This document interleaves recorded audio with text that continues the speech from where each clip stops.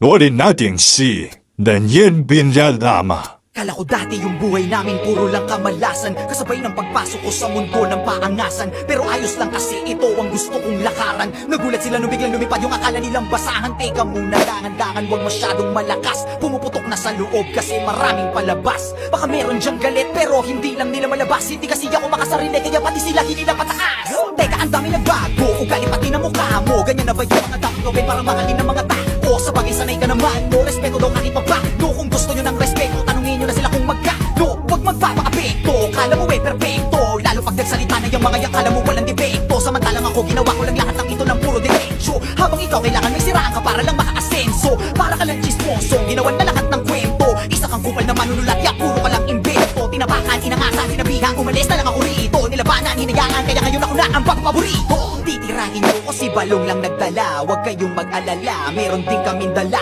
Ganyan naman yung mga ulule, mahilig mangumpara. Nagpapanggap na malawak ang utak, makitid pala. Tanga ka, halatang talangka ka talaga. Kung ako'y guro na awa lang kaya ka nakapasa. Kala mo lang mataling na kulang ka pa sa tasa. Tumitira ng mabilis, naiintindihan ka ba? Simula ko na to kung paano pumalat para bumakas sa mga tao. Kaya tumira kasi diba, tingnan mo kung mga panahon na wala ko. Nakikita sa malayo pero di